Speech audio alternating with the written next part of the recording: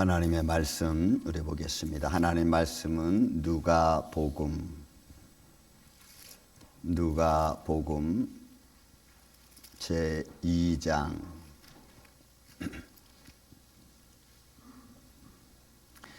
10절과 11절에 있는 말씀입니다. 우리 같이 한 목소리로 말씀을 봉독하겠습니다. 10절, 11절 우리 같이 한 목소리로 봉독합니다.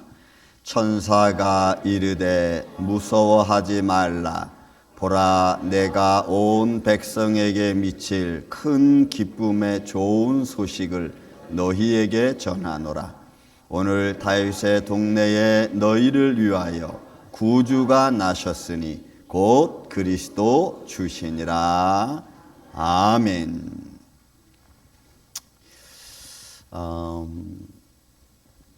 오늘 말씀의 핵심을 먼저 여러분들에게 키워드를 먼저 드리고 싶습니다.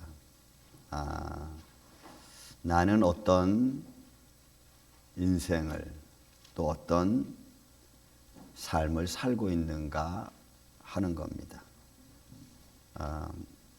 영어로 이런 표현은 What kind of life am I living? 이라고. 나는 어떤 인생을 살고 있는가? 기쁨을 주는 사람, 행복을 주는 사람, 아니면 그 외 다른 걸 통해서 사람을 기쁘게 하거나 행복하게 하거나 아니면 상처를 주고. 오늘 천사가 다윗의 아들, 다윗의 그 족보에 따라 내려온 요셉 그리고 마리아에게 예수의 나심을 이렇게 표현합니다. 여러분 오늘 10절 있는 말씀입니다. 천사가 이르되 무서워하지 말라. 보라, 온 백성에게 미칠 큰 기쁨의 좋은 소식. 그걸 내가 너희에게 전한다는 겁니다.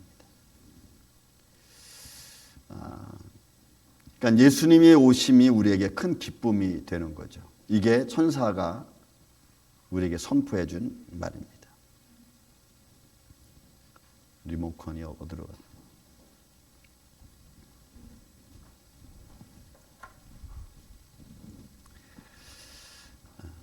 그러니까 예수님이 오실 것을 이미 천사들은 백성들에게, 사람들에게 이미 선포하는 거예요. 근데 그 지역이 다윗의 동네입니다. 이거는 역사성이죠.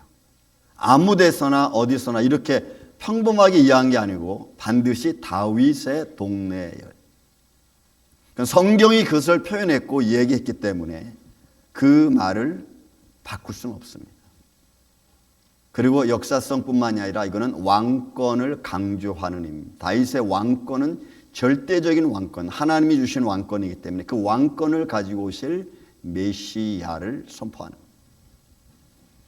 그리고 온 백성에게 미칠 이 큰 기쁨이라는 사실은 이 미친다는 것은 되어질 일입니다. 미래형, 되어질 겁니다. 그러니까 온 백성의 기쁨을 줄 이렇게 되는 거예요.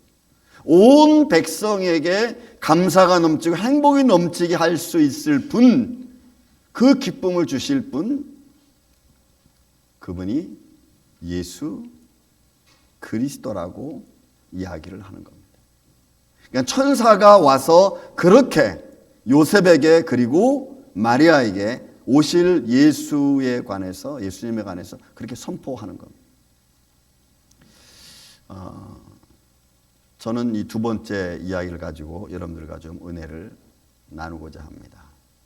여러분, 역사성에 관해서는 우리가 어디서 났다라고 하는 것은 사실은 근거가 될 수 없죠.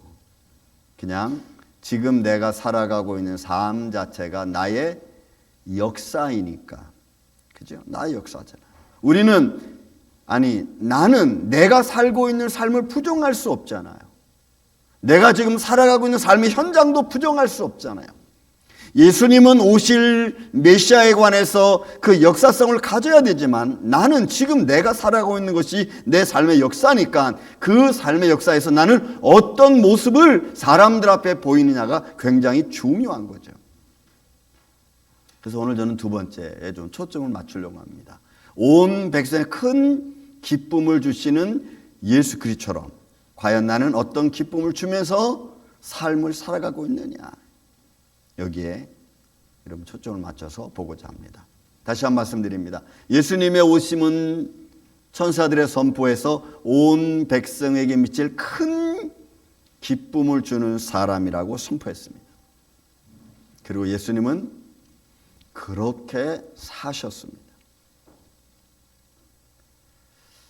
가난한 자를 부하게, 갇힌 자에게 자유함을, 그리고 병든 자에게는 치료를 주셨어요.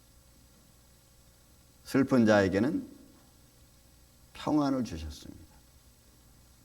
누가복음 4장 18절에 이 말씀이 이렇게 표현되어 있습니다. 나를 보내사 포로된 자에게 자유를, 눈먼 자에게는 다시 보게 함을 전파하며 억눌린 자에게는 자유롭게 하셨다. 그럼 예수님은 그렇게 사셨고 그 말씀하신 대로 그 길을 걸어가셨습니다. 오셔서 그 길을 걸어가셨습니다. 그럼 나는 과연 지금 과연 나는 어떤 사람으로 이 땅에 왔고 지금 나는 어떻게 살아가고 있는가 하는 것. 예수님은 그렇게 말씀하신 대로 오셨고 오신 대로 그렇게 살아가셨어요. 그래서 나는 이 땅에 왔습니다. 자, 여러분, 가끔 여러분들은 어머님들이 태몽을 꾸신다. 여러분들이 오실 때 어머니는 어떤 태몽을 여러분들이 꾸셨다고 말씀해 주셨습니까? 저는 어머님이 하여간 이렇게 꿈을 꾸셨다고 합니다. 어느 날 아들 하나 낳았는데 이름이 종현이라고 족보에 어르신 계신 분이 져줬습니다. 그 이름을 들고 여러분 지금으로 말하면 이제 철학관 같은 데죠. 주무시는 분한테 가서 찾아갔습니다. 왜냐하면 집안이 너무 힘들고 남편이 남편 노릇 못하고 어려우니까 얘도 만약 그런 길을 간다면 나는 버리겠다. 이런 이제 각오를 가지고 그 이름 짓는 분한테 가서 물어본 거예요. 얘는 어떻게 되겠습니까? 이렇게 물어본 거예요. 그랬더니 얘 가졌을 때 뭐 꿈을 꿨느냐, 뭐 이런저런 오고 얘기가 있었겠죠. 근데 어머니 그런 말씀하셨어요. 두 가지 꿈을 꿨다 그랬어요. 바다에서 큰 물고기가 헤엄치는 것을 꿈을 꿨습니다. 그 다음에 큰 호랑이가 집안에 찾아와서 어흥하고 울 때 아버지가 손을 내밀었더니 손을 딱 물었습니다. 깨물어 꽉 물어서 이렇게 상처를 넣은 게 아니라 이렇게 딱 이렇게 물었습니다. 그랬더니 그분이 하시는 말씀이 이 아이를 잘 키우세요. 그러면 괜찮을 겁니다. 하는 소위 이름 풀어주시는 그분의 말을 듣고 살기로 작정을 하셨다는 말씀을 저한테 뭐 이렇게 가끔 이렇게 하셨어요. 저는 그 말을 지금 이렇게 생각해 봅니다. 하나님은 나한테 어떤 인생을 주셨을까? 하나님은 내 삶을 어떻게 만들어 가실까? 누구에게나 하나님은 그의 인생을 주셨습니다. 그런데 그런 내게 주신 인생, 과연 내가 어떤 삶을 살아가면서 많은 사람들이 어떤 영향을 미칠까? 한 번은 우리가 믿음의 생각을 갖고 한 번은 좀 생각해 볼 필요성이 있습니다. 왜요? 예수님이 오신 이유는 분명합니다. 물론 우리의 속죄를 위해서, 우리를 위해서 대속물로 오셨고 뭐 여러 가지 많은 의미가 있지만 오늘 천사들의 선포는 딱 하나입니다. 온 백성에게 앞으로 미칠 큰 기쁨의 소식이. 그렇다면 여러분 두 가지 제가 보겠습니다. 오늘 나라고 하는 존재, 육신으로 온 나.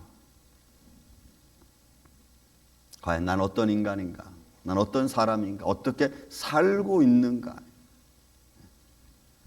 우리가 인생을 살아가면서 꼭 우리 마음속에서 내가 좀 버리고 싶어도 버리지 못하는 것 중에 하나가 있다면 여러분 소유욕, 갖고 싶어하는 마음입니다. 이것도 갖고 싶고 저것도 갖고 싶고 갖고 싶어하는 마음. 너희를 위하여 오늘 예수님 천사가 선포해 너희를 위하여 구주가 나셨다고 하는 이런 배려하는 또 어떤 사랑과 용서와 권면을 어떤 전제로 하는 인생을 두고 하는 예수님에 대한 표현보다는 나는 과연 이웃을 위해서 어떤 삶을 살아갈 건가?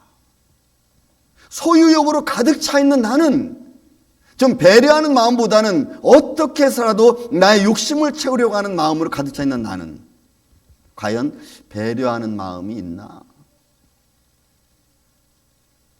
남을 좀 용서하는 마음이 있나? 남에게 좀 어드바이스, 이렇게 좀 좋은 쪽으로 이렇게 좀 말해줄 수 있는 그런 마음이 좀 있나?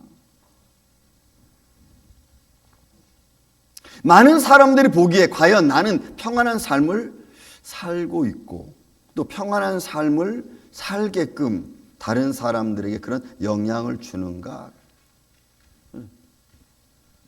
한번 여러분들 주위에 있는 사람들을 한번 보세요.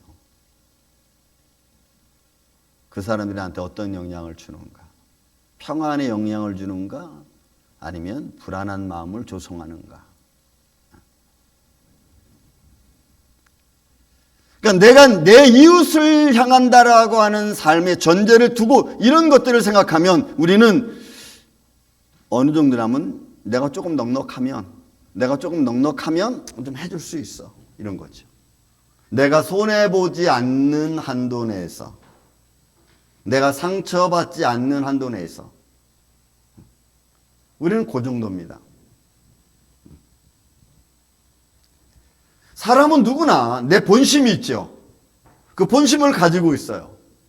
그 본심은 남에게 지기를 싫어하고, 그죠? 가지려고 하는 마음은 훨씬 많고, 그리고 다른 사람 위에 내가 군림하려고 하고, 뭔가를 좀 지배하고, 뭔가 내가 좀 이야기해서 움직이게 하는 그런 위치. 손해보는 걸 싫어합니다. 넉넉하면은 줄 수 있는데 내가 넉넉하지 않으면 일단은 내가 쉽지 않습니다. 그래서 여러분 우리가 교회에서 봉사하는 게 쉽지 않습니다. 나의 것을 가지고 나눈다는 게 여러분 쉽지 않아요. 나도 쓰기 바쁜데 할 일 많은데 그것을 잘라서 누군가를 위해서 배려한다는 것은 정말 어려운 일입니다. 저는 그래서 그런 모습을 제가 이렇게 볼 때마다 말로 표현할 수 없는 감사가 있어요. 아, 이분도 참 힘든데 어떻게 이런 마음을 가질 수 있을까? 결코 쉽지 않아요. 여러분, 우리가 일상생활 속에서 우리의 많은 일들 중에서 우리가 화나고 분노하게 만드는 그런 부분들이 어떤 것입니까? 우리는 보이지 않는 자격지심이 있습니다. 그죠? 보이지 않는 비교하는 마음이 있습니다. 안 가지려고 해도 자꾸 그런 게 비춰지니까 보이지 않는 그런 것들 때문에 내가 상처받고 때로는 그런 것들 때문에 내 마음에 시기와 질투가 생기죠. 위로하고 남을 위하여, 내 이웃을 위하여 무언가 봉사하고 헌신다는 마음은 있지만 그게 정말 사랑하는 마음을 갖고 하기보다는 어쩔 수 없이.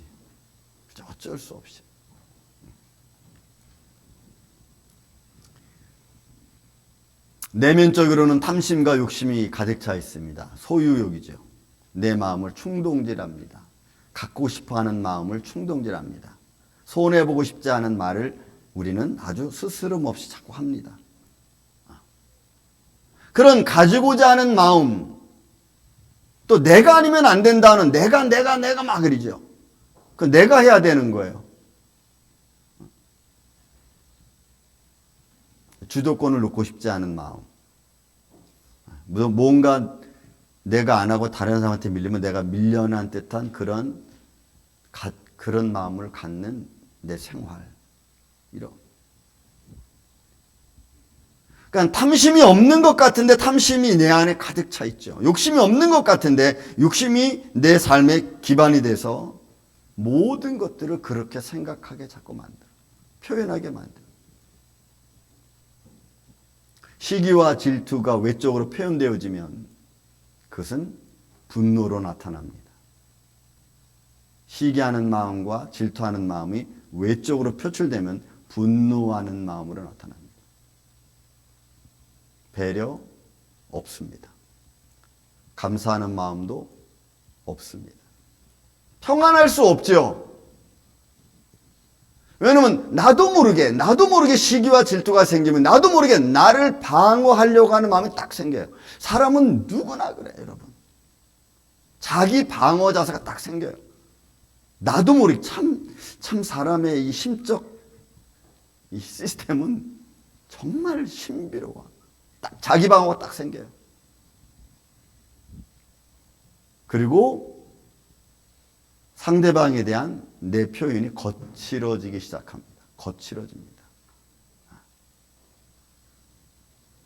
하나님이 내게 이 땅에 오셔서 살 수 있도록 생명을 주셨습니다. 그리고 그 생명 안에서 하나님의 영광과 찬양을 드려야 할 것이 기본인데 우리는 그 기본을 이미 잊어버린 지 오래죠.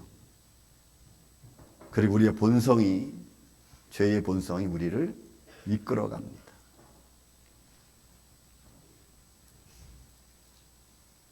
얼마 전에 우리 서울대학교 명예교수던 김형석 교수님 105세 되셨습니다. 그분이 지은 책이 100년의 지혜라고 하는 책이 있습니다. 100년이니까 얼마나 인생을 살아오시면서 할 말들이 많았겠어요. 근데 그분이 이런 말을 남겼습니다. 나 때문에 행복해하는 사람은 얼마나 될까? 자기가 살아오면서 많은 사람들을 만났고 많은 사람들에게 위로를 줬다고 생각을 하신 거죠. 그런데 반대로 이제 과연 나 때문에 내가 그런 행복을 받고 위로도 받았는데 그렇다면 지금 나는 다른 사람들에게 이웃에게 내가 행복을 주고 그 행복을 받는 사람들은 얼마나 될까? 한번 여러분들 때문에 행복해하는 사람들이 주위에 몇 명이나 될 것 같습니까?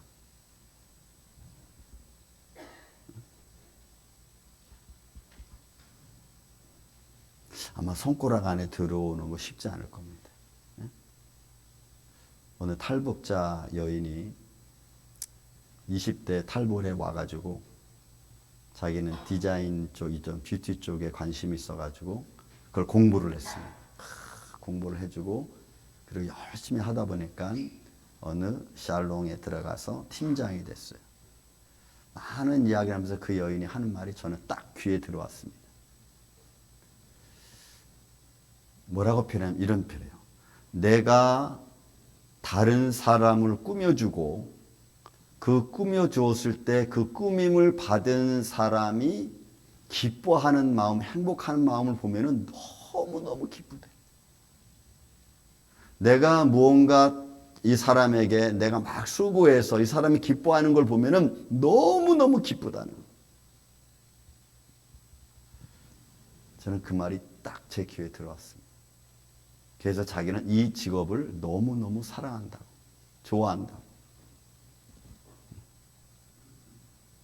여러분, 우리는 행복한 가정이 있습니다. 나의 삶의 직장이 있습니다. 많은 사람들과 커뮤니티를 이루며 살아갑니다. 가정에선 직장이든 사람의 모임이든 과연 내가 가면 사람들이 나를 기뻐하고 행복해 할까? 좋아할까? 아니면 어우 저 사람 또 왜 왔어? 아유 또 이러면서 피해 갈까?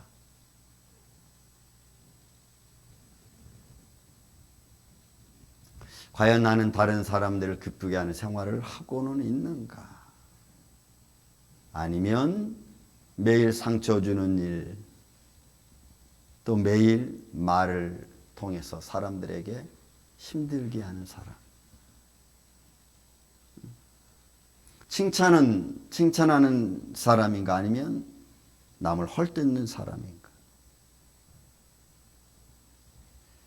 우리는 우리의 삶의 모습에서 내가 그리스도임에도 불구하고 내가 예수님을 믿는다고 하는 그런 고백을 하고 찬양을 함에도 불구하고 우리는 분노가 일어나면 남을 행복하고 권면하고 용서하고 배려하는 마음보다는 어떻게 해서라도 그 사람을 좀 이렇게 세상 말로 깔아뭉개려고 하는,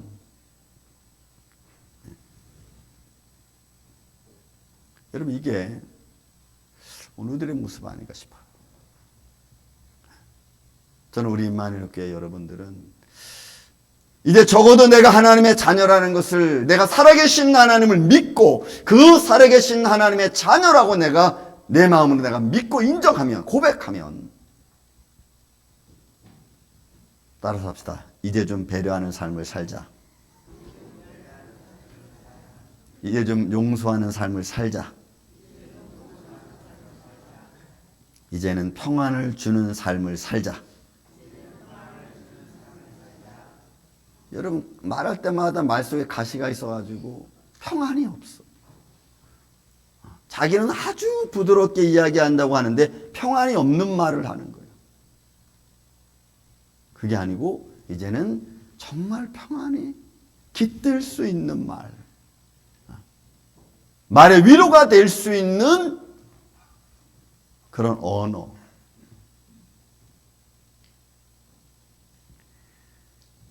두 번째로 여러분, 예수님은 육신으로 오셨습니다. 육신으로 오신 예수님. 그런 섬김과 또 봉사를 통해서 사람들에게 기쁨과 소망을 주신 분이시죠. 영생을 약속하셨습니다. 천사는 오늘 다시 말씀합니다. 천사가 이르되 무서워하지 말라. 보라, 내가 온 백성에게 미칠 큰 기쁨의 좋은 소식을 내가 너희에게 전한다. 그리고 그 약속은 요한일서 2장 말합니다. 그가 우리에게 약속하신 것은 이것이니 곧 영원한 생명을 약속하셨어요. 그는 배려하는 삶에 주저하지 않았습니다. 가난한 자에게, 세상에 심 없는 자에게 삶의 가치가 얼마나 중요한지를 가르쳐 주신 분입니다. 가난한 자가 너무 힘없어 배고프고, 그죠? 사람들의 천대받는 사람에게 찾아가셨습니다. 그리고 그들을 위로하셨죠. 여러분, 그 사람들이 한 끼 먹는 것을 주는 게 중요합니까? 아니면 그 가난한 자의 삶 속에서 인생의 가치를 느끼며 살게끔 해주는 게 더 중요합니까? 여러분, 한 끼 밥 줄 수 있는 건 누구든지 할 수 있어요. 그러나 그 삶 속에서 내가 비록 없지만 내 인생의 가치가 얼마나 중요한지를 믿음으로 깨닫게 되면 그때부터는 한 끼 안 먹고의 문제는 초월할 수 있어요. 내 인생의 가치가 얼마나 중요한가를 깨닫게 되면 그러면 가난하든 부하든 어느 곳에서든지 배려할 수 있는 마음이 여러분 생기는 거예요. 제가 미국 와서 알파인에 있는 감리교회 우리 교회를 렌트를 했습니다. 150년 된 교회인데 알파인에서 그 교회를 문화유산으로 딱 해놓은 교회.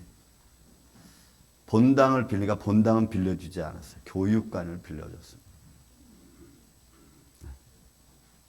그리고 그 교회에 한국인 그 당시에 감리교 목사님이었던 그 2세가 담임 목사였습니다. 저는 매일 저녁마다 한번 기도하기 위해서 그 교회를 방문했습니다. 주일날 아침 일찍 방문했습니다.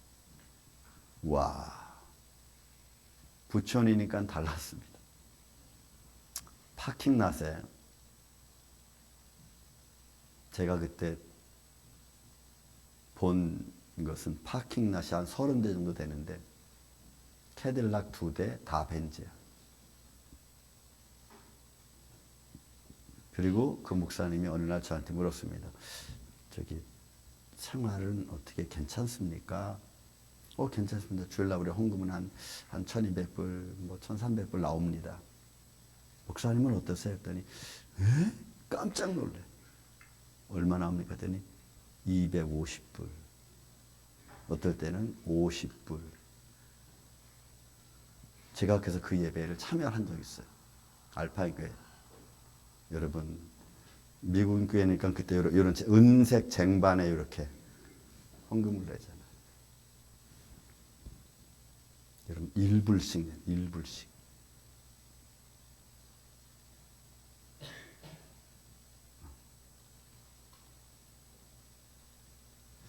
한 번은 또 잉글루드에 있는 베티즘 처치 있습니다.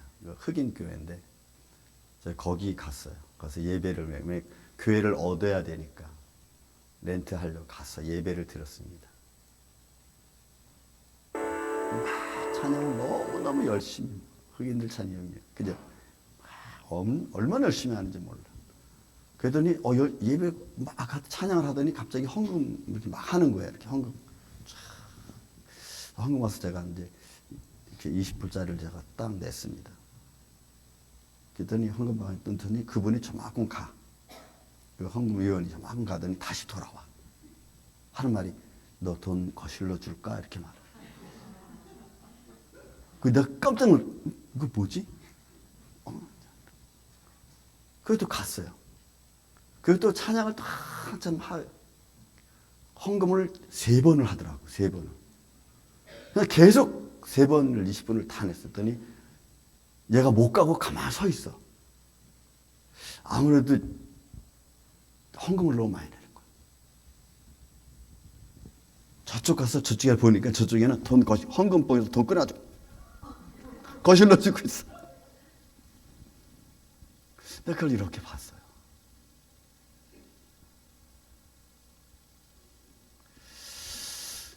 여러분, 우리는 정말 하나님을 어떤 마음으로 찬양하고 예배하고 그를 믿는가?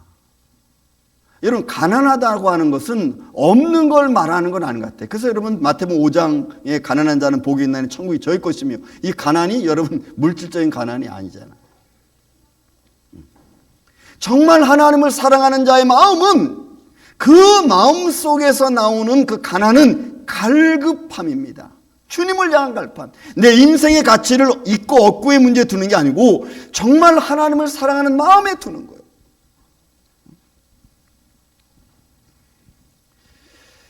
삶의 가치를 부여해 줄 수 있는 분,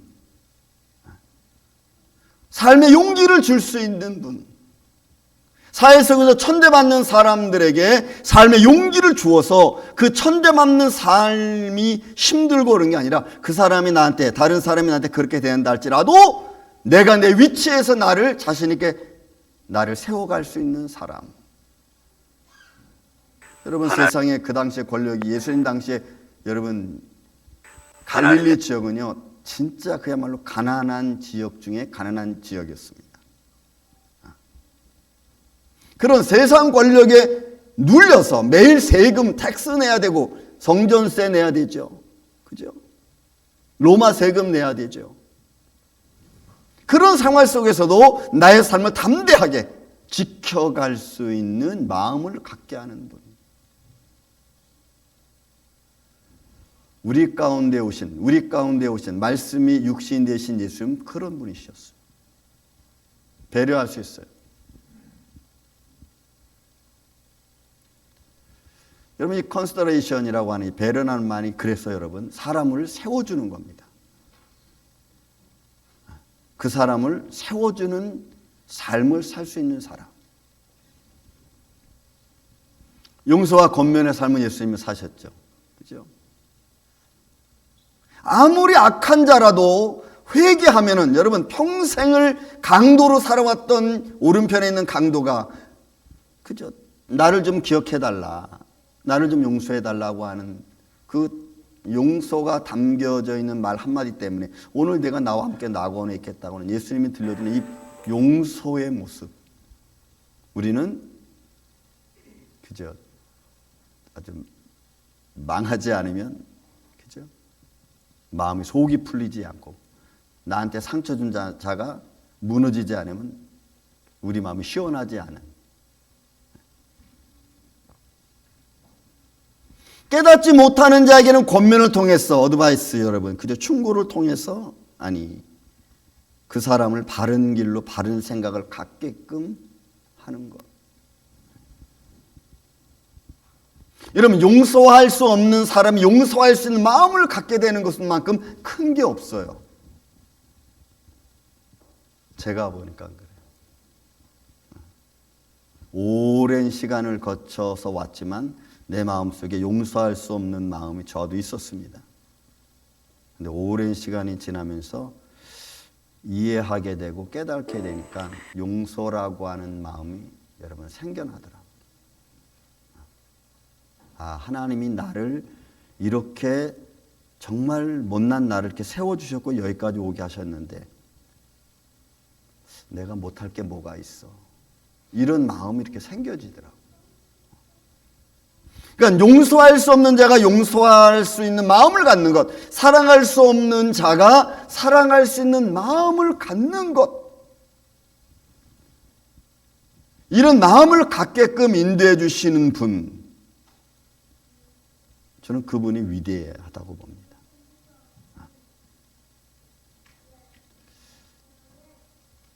저는 우리 임마누엘교회 여러분들이 이민생활하면서 여러분 얼마나 힘듭니까? 뭐 좋은 것도 있겠지만 그러나 마음에 받는 스트레스, 저는 그런 아픈 마음 속에 서로 좀 위로해 줄 수 있는 그런 예수님이 걸어가신 그 길을 저는 여러분들도 같이 걸어갈 수 있는 우리 임마누엘교회 되기를 저는 예수님의 이름으로 축원을 드립니다. 평안을 주는 삶이죠. 말끝마다 텐션이 높아가지고 말할 때마다 그거 하셨어요? 하면 좋은데 그거 했어! 이렇게 나가면 그죠? 그러니까 텐션을 줘서 평안의 마음조차도 깨트려버린 내 인생이 아니고 오히려 내 불편한 마음을 좀 평안히 잠재울 수 있는 그런 믿음의 말을 줄 수 있는 사람. 여러분 그 당시 예수님 당시에는 지금 말씀드렸듯이 여러분 가난한 사람들이 90%예요. 90%. 가난한 사람들이. 그러니까 가난과 세상의 권력에 짓눌려서 힘없이 무너지는 사람들이 그 당시에는 거의 전반입니다. 사회 사람들입니다. 그를 핍박받는 사람들이죠. 그러니까 그들에게는 기쁨이 없어요. 이런 기쁨이 없는 이 사람들에게 평안과 새로운 소망과 기쁨을 준다는 것은, 평안을 준다는 것은 여러분 이건 엄청난 겁니다.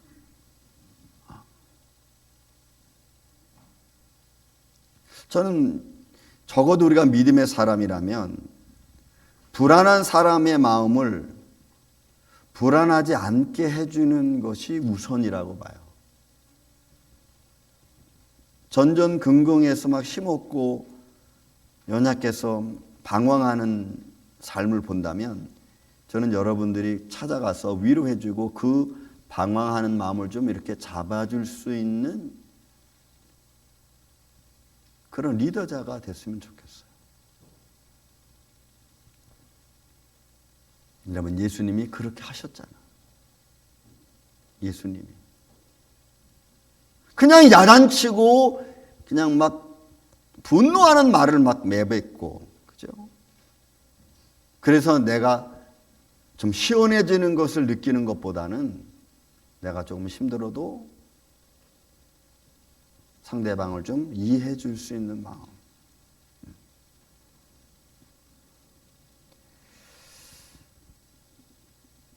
나는 어떤 사람으로 어떻게 살고 있는가? 저는 이런 삶의 모습을 한 번쯤은 좀 생각해보는 우리 교회가 됐으면 여러분 참 좋겠다 생각이 듭니다. 이런 거죠. What kind of life am I living? 난 어떤 종류로서 어떤 인생을 내가 살고 있는가?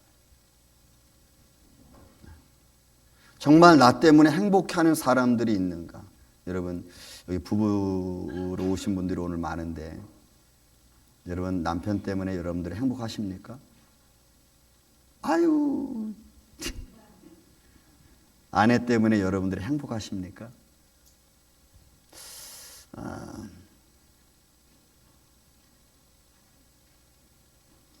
그렇지 않으면 이제부터 좀 그럼 바꿉시다.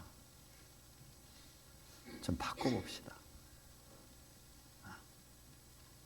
그렇지 않아도 힘든 이 세상 속에 천사가 예수님이 오심을 온 백성에게 미칠 큰 기쁨의 소식을 내가 너한테 전한다고 그 이름이 예수 그리스도라고 말하는데 우리는 그 예수 그리스도를 믿고 사랑한 우리들은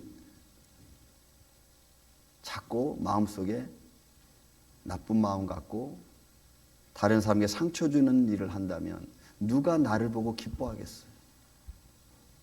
누가 나를 보고 행복하겠어요?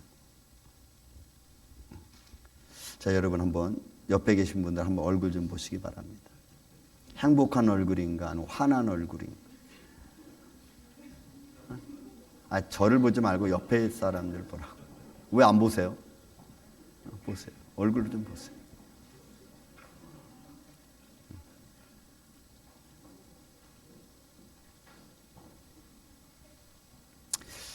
그 김영석 교수님이 마지막에 이런 말을 또 했습니다. 나 때문에 행복해하는 사람은 얼마나 될까 이렇게 했어요. How many people? 얼마나 될까? 저는 우리 임마누엘 교회가 주일학교로부터 시작해서 작년부에 이르기까지 어린아이들은 부모님들에게 행복을 주기 위해서 막 아양을 떱니다. 부모들은 그 어린아이들을 보면서 기뻐하니까 선물을 준비합니다. 그럼 그 안에서 이루어지는 관계가 있습니다. 그게 여러분 사랑이라고 하는 보이지 않는 마음의 표시입니다. 사랑이라고 하는. 이거는 자녀가 부모를 향하여 보여주는 거고 부모는 자녀의 모습을 보고 느끼는 겁니다.